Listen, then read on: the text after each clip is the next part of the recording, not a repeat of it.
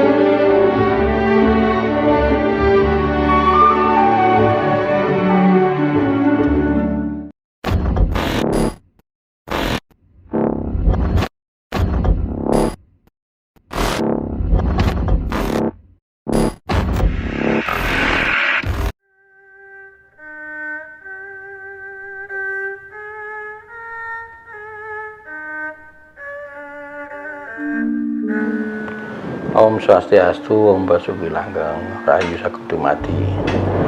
Bapak-bapak, Ibu pemirsa semuanya yang saya hormati, hari ini saya akan menyampaikan ajaran para leluhur, juga tradisi yang namanya upacara Angon Putu. Upacara Angon Putu itu sebenarnya sudah terjadi sejak lama. Dulu hampir semua pelosok itu banyak yang melaksanakan, yang sepuh-sepuh, yang tua-tua pada melaksanakan upacara Angon Putu. Ya, tapi lambat laun ritual itu, upacara itu sudah mulai memudar dan hampir hilang. Hampir semuanya, hampir tidak ada yang melaksanakan. Upacara Angon Putu ada yang mengartikan bahwa mendefinisikan upacara Angon Putu diperuntukkan hanya untuk orang tua yang sudah punya cucu sebanyak 25 orang. Nah, ini yang mungkin perlu saya klarifikasi, bahwa sebenarnya bukan jumlahnya, artinya selawe putu atau 25 cucu yang dihitung satu persatu sampai sejumlah 25, bukan. Tapi yang benar adalah putu selawe, bukan selawe putu. Kalau selawe putu itu cucunya dihitung sebanyak 25. Tapi nek putu selawe itu berbeda artinya. Putu selawe itu artinya selawase ora bakal ngawe-awe putu. Artinya selamanya tidak akan ngawe-awe itu apa artinya? Berpijak atau bergantung kepada cucu. Jadi selawase ora bakal ngawe-awe putu. Itu namanya putu selawe, bukan selawe putu. Itu arti yang sebenarnya. Nah, ada beberapa memang banyak yang masih melaksanakan di berapa tahun yang lalu, kira-kira 5 tahun, 6 tahun lah, itu masih ada yang melaksanakan. Tapi ada juga yang masih pelaksanaannya belum sesuai pada ajaran leluhur yang terdahulu.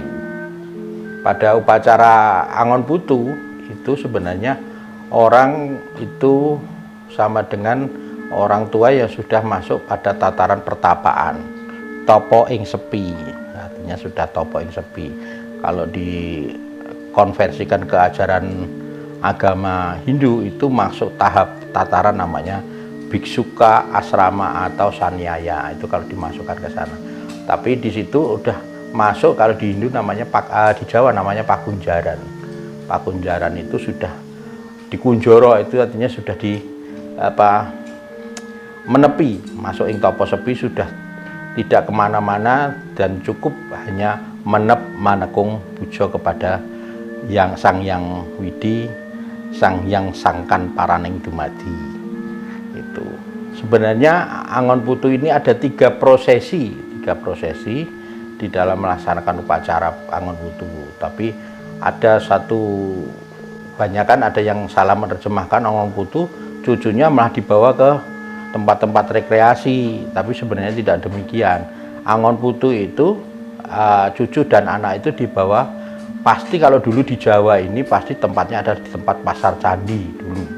Pasar candi di Jawa Tengah hanya ada satu, yaitu dulu di Pengging, itu namanya pasar candi. Tapi kalau misalnya tidak ada pasar candi, minimal di pasar. Kenapa di pasar? Ya, di pasar itu oleh orang Jawa disebut pusating jagat.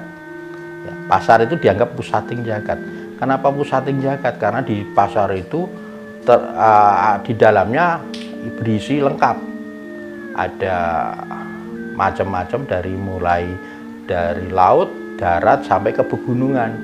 Ada ikan, ada sayur-sayuran sampai sayuran paling bawah, beras dan sebagainya, itu maksudnya makanan sampai yang ada di puncak gunung.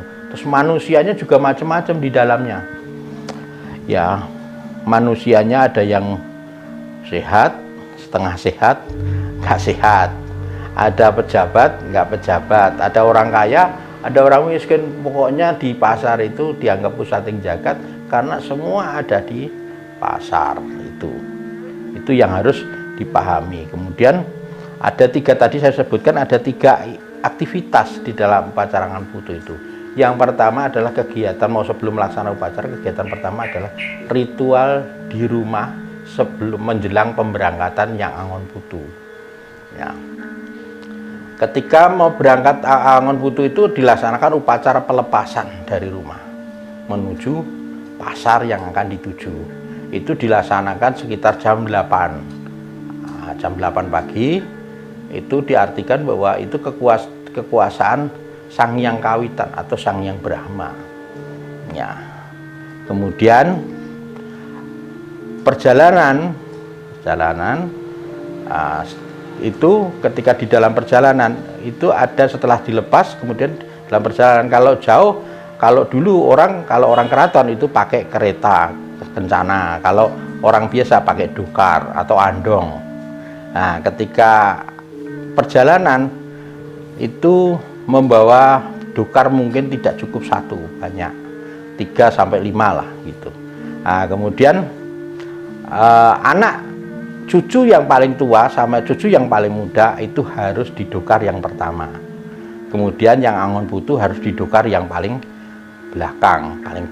Lah, kemudian yang Angon Putu itu harus membawa pecut atau apa namanya, cemeti kalau orang, pecut lah. Nah, sama namanya kemareman yang Angon Putu yang disukai apa?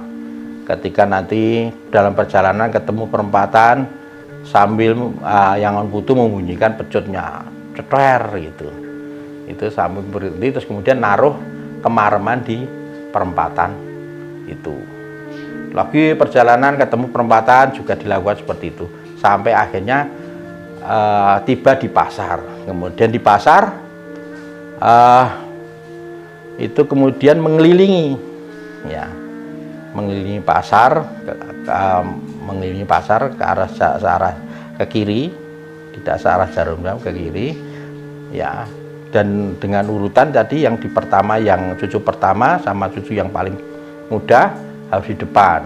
Kemudian berikutnya cucu-cucu yang lain sama yang paling Angon Putu paling belakang.